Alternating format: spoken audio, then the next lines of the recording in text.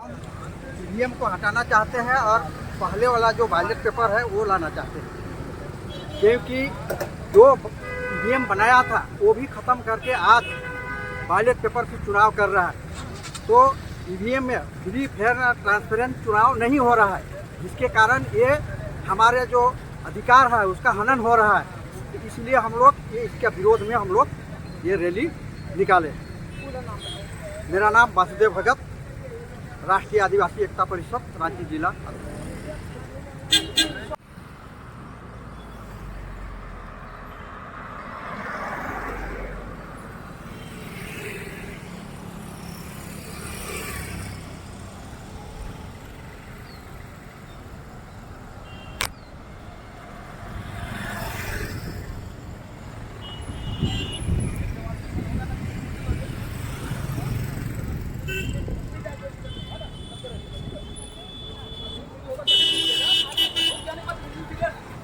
दोनों दिक्कत में चलते रहिएगा, ठीक है।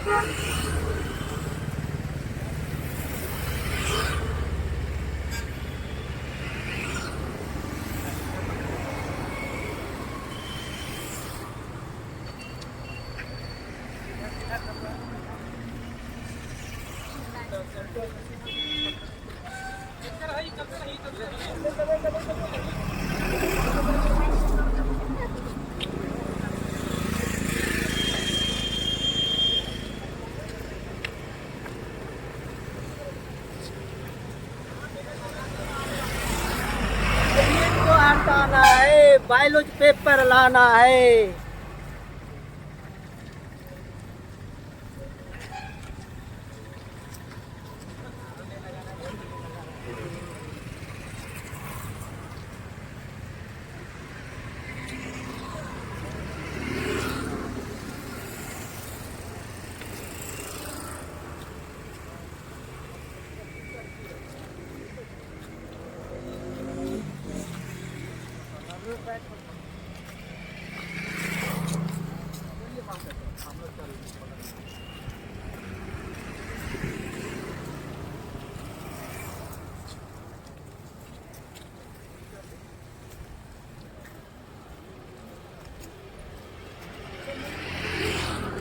कहाँ तक जाएगा जुलूस?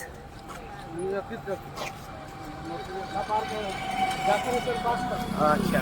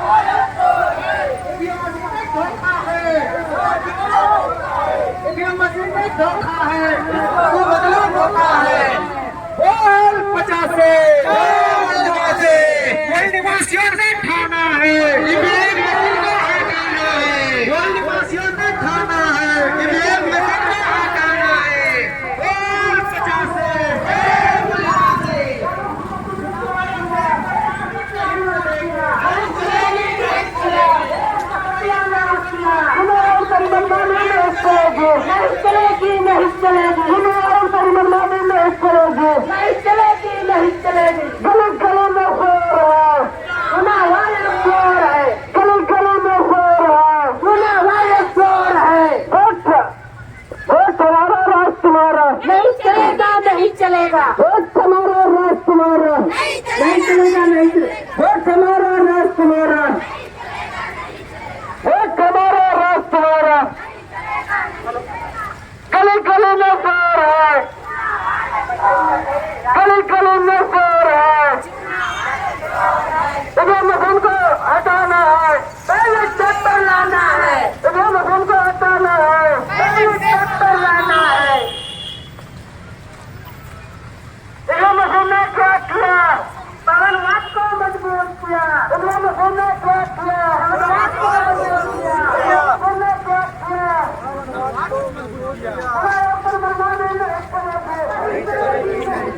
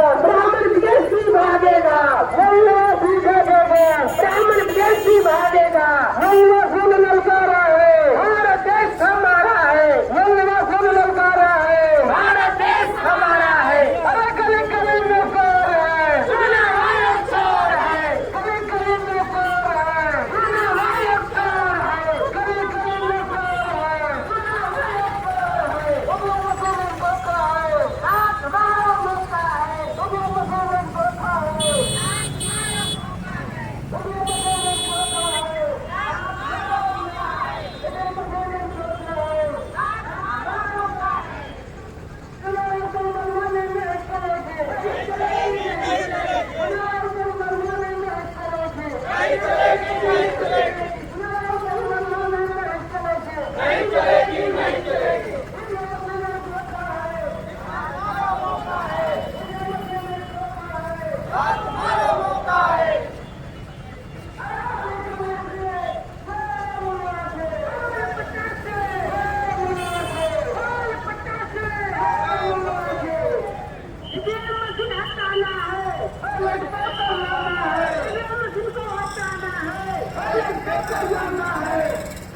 हमारा राष्ट्र तुम्हारा, नहीं चलेगा, नहीं चलेगा। हमारा राष्ट्र तुम्हारा, नहीं चलेगा, नहीं चलेगा। जय वनवासी, जय वनवासी।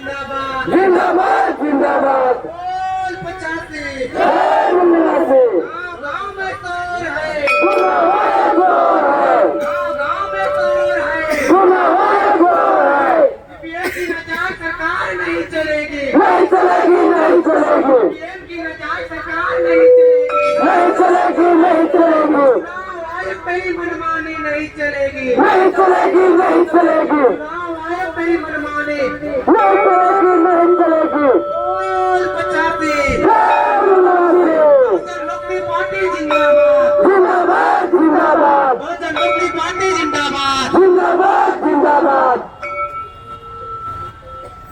और आज ईवीएम के विरोध में बराबादी से लेकर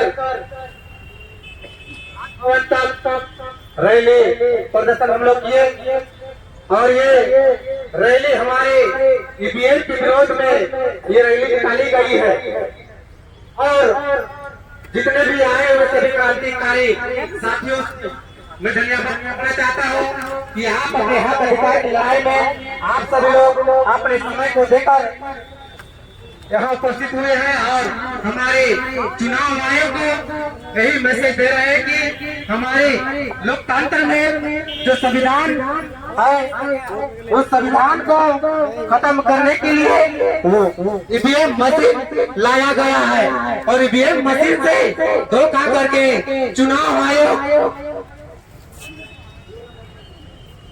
हेलो चुनाव आयोग को हम लोग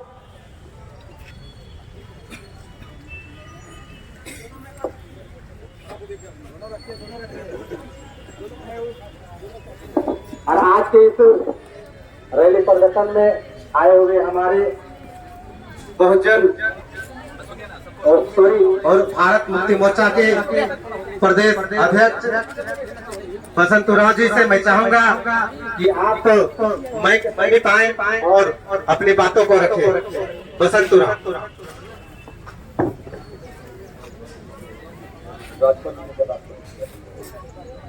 तो साथियों, आज भारत मुक्ति मोर्चा के नेतृत्व में एक विशाल महामोर्चा रैली प्रदर्शन, साथियों तीसरे चरण की रैली प्रदर्शन आज हम लोग मोराबादी मैदान से निकलकर करमटोली चौक से जेल मोड़ के बाद साथियों हम लोग कचहरी चौक से हम लोग अभी Raj Bhavan near doctor Hussain park धरना प्रदर्शन स्थल में पहुंचे साथियों, और हमारी रैली धरना प्रदर्शन में तब्दील हो गई। साथियों, ये हमें रैली प्रदर्शन क्यों निकालनी पड़ रही है राष्ट्रीय स्तर पर?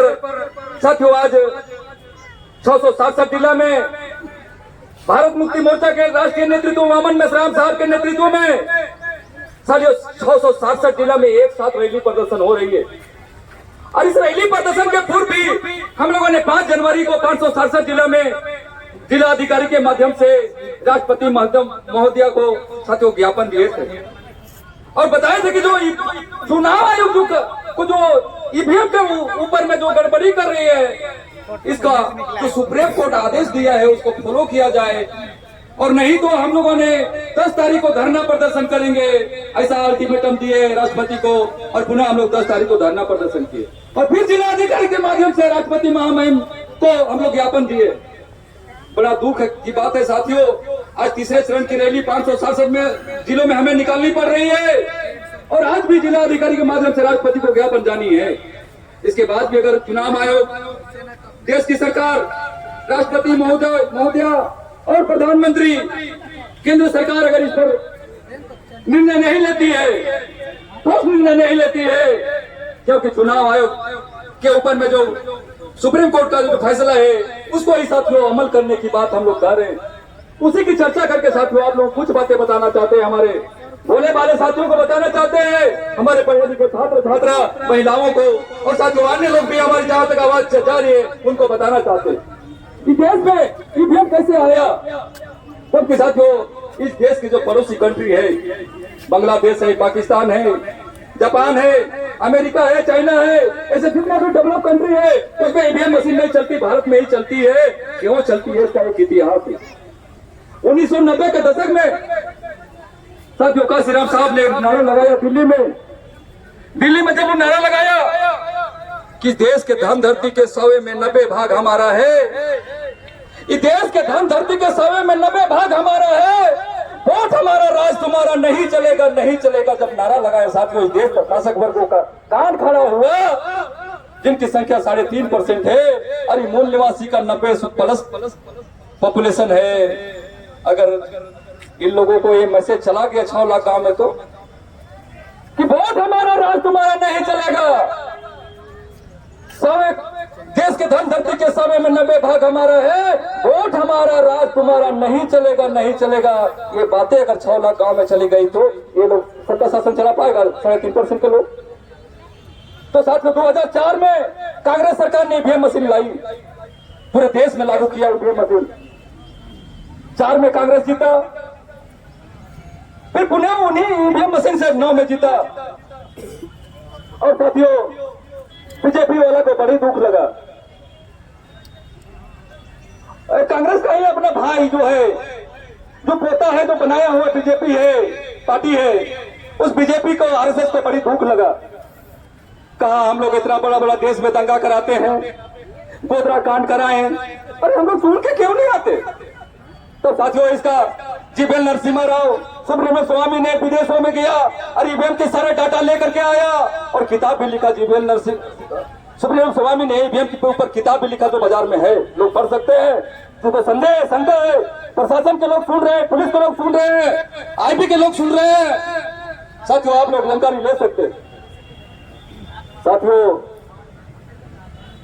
जीवीएल नरसिम्हा राव और सुप्रीम कोर्ट के एडवोकेट है, बीजेपी का कैडर है, सुब्रमण्यम स्वामी ने सुप्रीम कोर्ट में केस लेकर गया।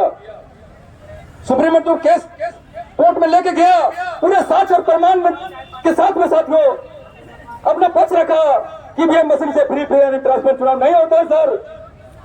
और उसी के आधार पर 8 अक्टूबर 2013 को सुप्रीम कोर्ट ने फैसला दिया। साथियों ये वोट का अधिकार इतना महत्वपूर्ण अधिकार है, हमको राजा बनने का अधिकार है। हम लोग 10-20 रुपया में बेच देते हो माँ बहन, वही 75 साल में झेल रहे हैं हम लोग। याद रखना 10-20 रुपया में हम लोग वोट बेचते हैं ना, ये वोट हमको बाबा साहब ने राजा बन के लड़के दिया है। सेकंड राउंड टेबल कॉन्फ्रेंस में हमको बहुत मुश्किल से लड़के मिला है, इसका इतिहास बोलने का समय नहीं है अभी। तो साथियों जब सुप्रीम कोर्ट ने 8 अक्टूबर 2013 को फैसला दिया कि ईवीएम से फ्री फेयर एंड ट्रांसपेरेंट चुनाव नहीं हुआ, देश का कोई भी मीडिया नहीं बताया। लोकतंत्र को चलाने का 4 पिलर है, विधायिका, कार्यपालिका, न्यायपालिका और मीडिया। मीडिया स्वतंत्र है, ऑटोनोमस है, लेकिन सरकार के पक्ष से मिलकर काम कर रही है। बड़ी दुख की बात है, इशू को नानी सू और नानी सू को इशू करके बताती है। जो मीडिया राष्ट्रीय मीडिया कहा जाता है, वो मीडिया किसी ने भी इस खबर को नहीं छापी, क्योंकि 90% मूल निवासी नस्ल के लोगों को संवैधानिक अधिकार का बात है, जल जमीन का बात है, हमारे हजारों पीढ़ियों की बात है, वो संविधान से है। और साथ में लोकतंत्र में चुनाव अभी ईवीएम से है, और ईवीएम के ऊपर में साथ में सुप्रीम कोर्ट कह रहा है कि फ्री फेयर एंड ट्रांसपेरेंट चुनाव नहीं होगा। तो साथियों 10 साल शासन चलाया कांग्रेस ने। इसके ऊपर भी ये जो इंडिया है ना, इसके ऊपर बहुत सारे कंट्री है, ये यूनो के अंदर में आता है इंडिया, और वहां इंटरनेशनल कोर्ट है। तो साथियों बड़ा बवाल खड़ा हुआ इंडिया में। तब के चलो कांग्रेस वाले लोग बीजेपी आरएसएस के पास गए मिलने और कहे भाई आप तो राष्ट्रवाद हो, भारत बचाओ, नहीं तो राष्ट्र बर्बाद हो जाए। अंदर में साथियों जो आपस में कंप्रोमाइज हुआ, उसी के तहत में साथियों बीजेपी को 2014 और 2019 दो सेशन मिला। 14 में साथियों जब 13 में फैसला दिया सुप्रीम कोर्ट के वीवीपीएटी मशीन, ये इलेक्ट्रॉनिक मशीन से फ्री फेयर एंड ट्रांसपेरेंट चुनाव नहीं होगा, इसलिए वीवीपीएटी मशीन लगाया जाए, voter verification paper teller machine लगाया जाए। जब फैसला दिया 8 अक्टूबर 2013 को, तो इसे कंप्रोमाइज के तहत बीजेपी को सीट दिया, बगैर वीवीपीएटी लगाए जीता 14 में बीजेपी। समस्या यहाँ है साथियों, बगैर वीवीपीएटी मशीन के जीता 14 में बीजेपी सरकार। और साथियों इसके बाद 19 का सेशन आया साथियों, तो हमारे मिश्रा साहब ने साथियों केस लेके सुप्रीम कोर्ट गए और केस में साथियों 24 अप्रैल 2017 को विश्राम साहब केस जीत के आए। वो केस का फैसला है कि अगर यदि 8 अक्टूबर 2013 को फैसला सुप्रीम कोर्ट दिया कि ईवीएम मशीन से फ्री फेयर एंड ट्रांसपेरेंट चुनाव नहीं होता है, इसलिए ईवीएम मशीन के साथ वीवीपैट मशीन लगाया जाए, voter verification paper teller machine लगाया जाए और वहां से जो पर्ची निकलती है उसकी काउंटिंग की जाए। लेकिन साथियों कंप्रोमाइज हुआ था 14 में, अगर वीवीपैट लगाए, मोदी ने सरकार बनाई, बीजेपी ने बनाई, आरएसएस ने बनाई, भाजपा ने बनाई। उसके बाद साथियों 24 जब 17 अगस्त 2013 को 24 अगस्त 2013 को साथियों बेसराम साहब ने साथियों एक केस पुनः जीते कि जब फैसला है 8 अक्टूबर 2013 को तो चुनाव आयोग बेगर वीवीपैट मशीन लगाए और वीवीपैट के अनुसार 100% की काउंटिंग की फैसला है, तो आप क्यों नहीं कर रहे हो? तब साथियों जब 24 अप्रैल 2017 को पुनः फैसला आया सुप्रीम कोर्ट से, तब साथियों बीजेपी के पास बड़ा दिक्कत हो गया कि सारा 2 सेशन का फैसला हुआ है। हम लोग के बीच में 2 सेशन का जो फैसला हुआ है कि 2004 और 9 कांग्रेस किया घोटाला, तो साथियों 2014 और 19 हम करेंगे। लेकिन जैसे ही बेसराम साहब 24 अप्रैल 2017 को केस जीते कि 100% पर्ची की काउंटिंग होनी चाहिए, सुप्रीम कोर्ट ने फैसला दिया, तब साथियों इतना खतरनाक इतिहास है भारत का, सुन के आप लोग परेशान हो जाओगे। तब साथियों बीजेपी वाले कांग्रेस से मिले, जब कांग्रेस से मिले तो साथियों कांग्रेस के अभिषेक मनु संघवी जो सुप्रीम कोर्ट का लॉयर है और कांग्रेस का लीडर है, इन्होंने हमारे 20 पार्टियों क्षेत्रीय पार्टियों को लेकर के और सुप्रीम कोर्ट में केस किया। बड़ा ध्यान से सुनिएगा साथियों, और केस दायर किया अभिषेक मनु संघवी कि 50% काउंटिंग होना चाहिए। सुनिए ध्यान से साथियों, सुप्रीम कोर्ट कह रहे हैं कि 100% पर्ची की काउंटिंग होनी चाहिए और अभिषेक मनु संघवी जो कांग्रेस का लीडर है, कैडर है और सुप्रीम कोर्ट का लॉयर केस लेके किया क्या 50% काउंटिंग होनी चाहिए। अरे मैं कहना चाहता हूं कि क्या अभिषेक मनु संघवी का गणित इतना कच्चा है? नहीं भाई साथियों, ये जो ब्राह्मणों की 5 पार्टियां है जिसकी जो आपसी समझौता से जो हम लोग को जो खेल करके हम लोग को संविधान लोकतंत्र का हत्या कर रहा है, हमारे हजारों पीढ़ियों को जो बर्बाद करने वाला है, इस देश में जो तमाम मौलिक अधिकार संविधान से जो मिला है हम तमाम एसटी मार्टी को, उसको साथियों उसका सवाल है, उस पर सवालिया निशान खड़ा कर दिया। हमारे हजारों पीढ़ियों की सवाल है, हमारे हजारों पीढ़ियों को चिंता है, हमारे हजारों आने वाली पीढ़ियां बर्बाद हो जाएंगे। हमारे नस्ल और फसल की लड़ाई है, हमारे लोकतंत्र की लड़ाई है, हमारे संविधान की लड़ाई है। साथियों ये लड़ाई हम लोग को 6 लाख गांव में पहुंचाना पड़ेगा। अभी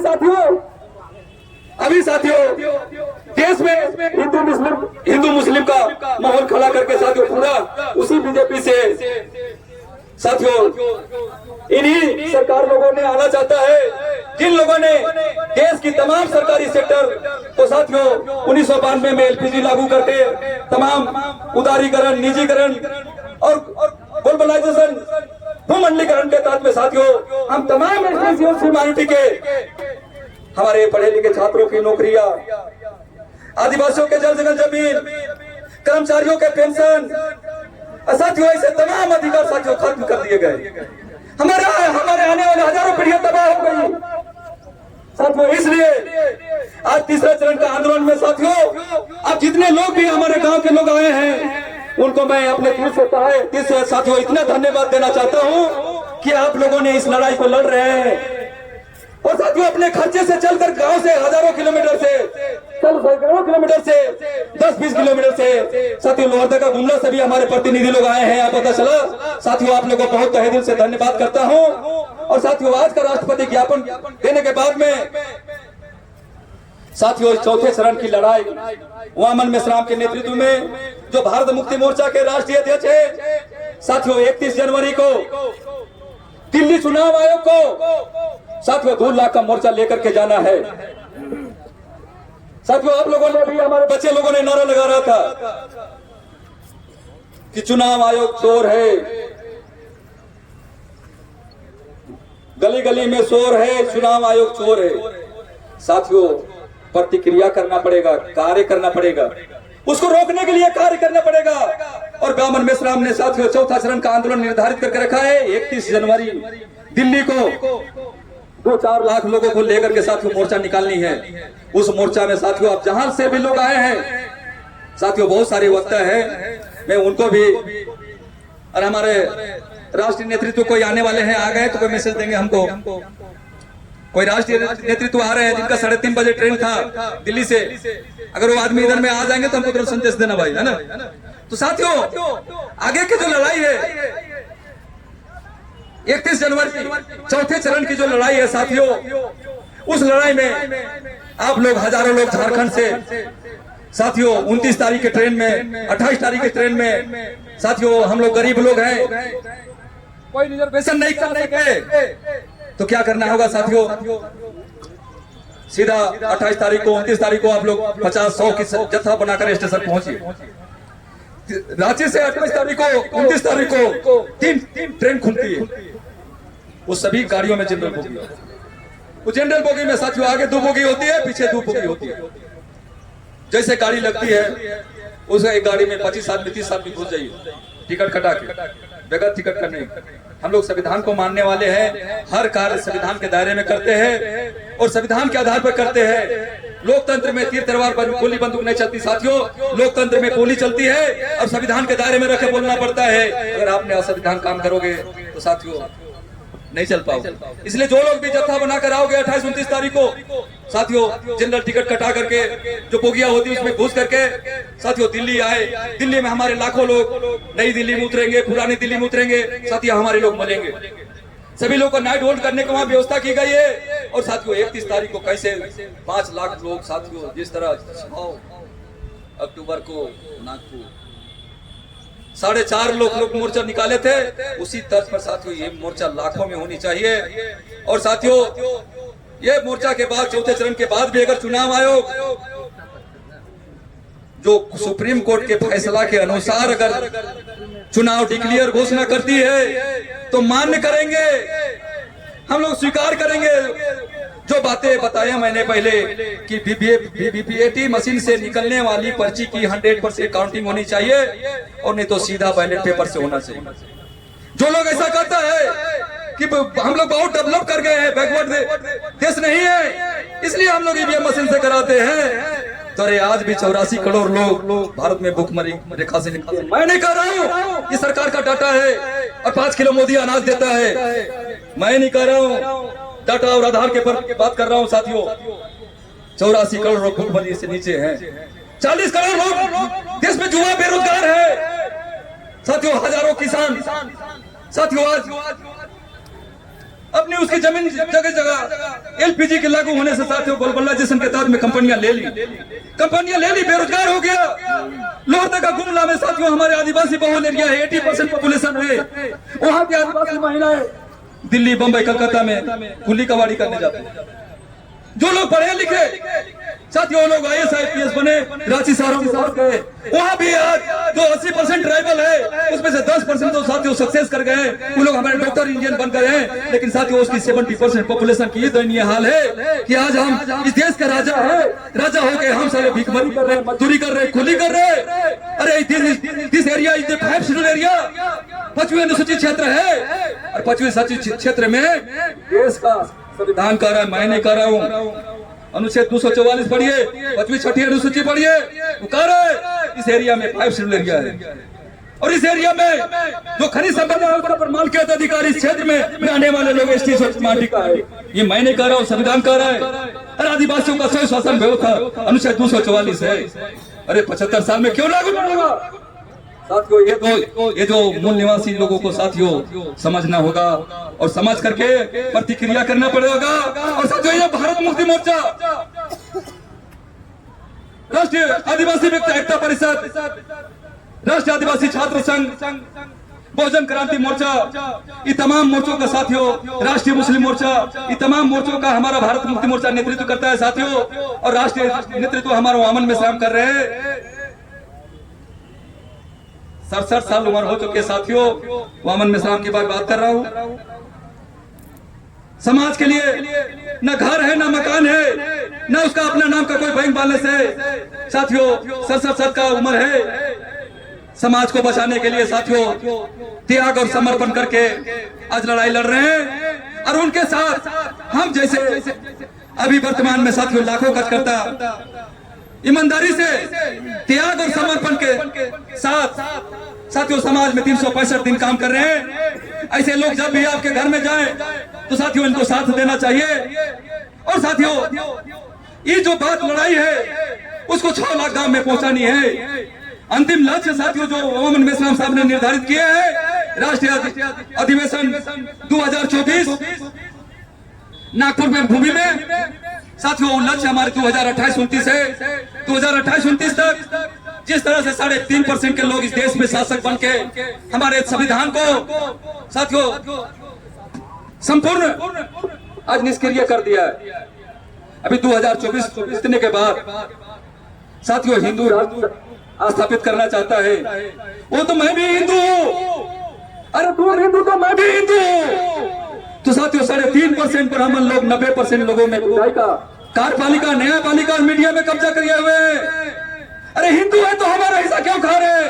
हमारे हजारों लाखों लोग धरना प्रदर्शन लड़ाई क्यों लड़ रहे हैं? सब लोग अपनी अपनी मांग कर रहे हैं, अपने हिस्से की लड़ाई लड़ रहे हैं। इस देश में लोकतंत्र कंट्री में कौन मांगने वाला काम करता है? भिखारी। हम लोग 90% लोगों को भिखारी बना दिया। 3.5% लोगों ने इस बात को समझना होगा, और समझ करके हमारे 90% लोगों ने 6 लाख गांव में रहते हैं। ये 90% के लोग 6 लाख गांव में रहते हैं। साथियों इन गांवों में इस लड़ाई को आप लोगों को पहुंचाना पड़ेगा। जितने भी हमारे बात सुन रहे हैं महिलाएं, हमारे इस देश में 50% महिलाएं हैं। जो जिन 90% लोगों की लड़ाई भारत मुक्ति मोर्चा लड़ रही है साथियों, आज करोड़ों में उसका 50% 50% महिलाएं, 50 करोड़ महिलाएं हैं। हम उन तमाम पुरुषों को कहना चाहते हैं कि साथियों इन महिलाओं को जगाए बगैर, जोड़े बगैर हम क्या लड़ाई जीत सकते हैं? नहीं जीत सकते। इसलिए साथियों जिस तरह आप लोग पुरुष लोग जग रहे हैं, उसी अनुपात में साथियों हमारे महिलाओं को जगाना होगा, जुड़ना होगा, और साथियों उसके लिए अंदर भी नेतृत्व निर्माण करना होगा। और साथियों इस लड़ाई लड़ने के लिए आप तमाम लोग साथियों मैं जो बता रहा हूं इसको अमल करोगे, और जितनी बातें बताए साथियों इसको आगे लड़ोगे, ऐसी आशा विश्वास करते हुए साथियों कुछ जरूरी बात करना चाहता हूं। आवश्यक सूचना, जिन लोगों ने ज्ञापन सौंपने के लिए पेपर निकालने गए थे अगर आ गया तो उसका भरने का काम करेंगे, और 10 का ग्रुप बना के साथियों उसको जितना समय हो चुका है, जिस सिस्टम में साथियों जिलाधिकारी डीसी का रिसीविंग सेंटर है वहां पर जाकर के साथियों ज्ञापन सौंपने का भी काम करेंगे कार्यक्रम के साथ साथ। और कोई दिक्कत हो तो संपर्क करेंगे। तो साथियों आप तमाम लोग इस कार्यक्रम में इतना साथ दिए, और साथियों इस कार्य में इस रैली प्रदर्शन में पुलिस ने भी हमको बहुत साथ दिया साथियों। और साथियों बड़ी सुरक्षा से ट्रैफिक सिपाही, ट्रैफिक अफसर और अन्य पुलिस अफसर लोगों ने साथ सहयोग देकर के जो यहाँ हमारे रैली प्रदर्शन को लाए। साथियों लोकतंत्र के अधिकार भी आप इस संविधान में हैं, आपकी ड्यूटियां भी लोकतंत्र के अधीन है, और हम लोग लोकतंत्र को बचाने वाले लोग हैं। इसलिए सभी लोग साथ सहयोग किया साथियों। इन तमाम लोगों को, और इस रैली प्रदर्शन में साथियों पुरुषों से भी ज्यादा हमारे महिलाएं आए, इसलिए तमाम महिलाओं को साथियों मैं हार्दिक रूप से साथियों बहुत बहुत धन्यवाद, आभार, जोहार, जय मूल निवासी कहते हुए अब तमाम लोग मीडिया कर्मी, पुलिस अफसर और हमारे आंदोलनकारी साथियों को, और साथियों जिन भी क्षेत्रों से जो हमारे आए सभी लोगों का नाम नहीं लिया जा सकता साथियों, तो सभी लोगों को साथियों बहुत बहुत आभार, धन्यवाद, जोहार, जय मूल निवासी कहते हुए साथियों बहुत सारी बातें अभी अगले वक्ता के द्वारा आनी है। मैं अभी इतना ही बात करते हुए साथियों अपनी बात को मैं यहीं पर विराम देता हूं। जोहार, आभार, धन्यवाद, जय मूल निवासी।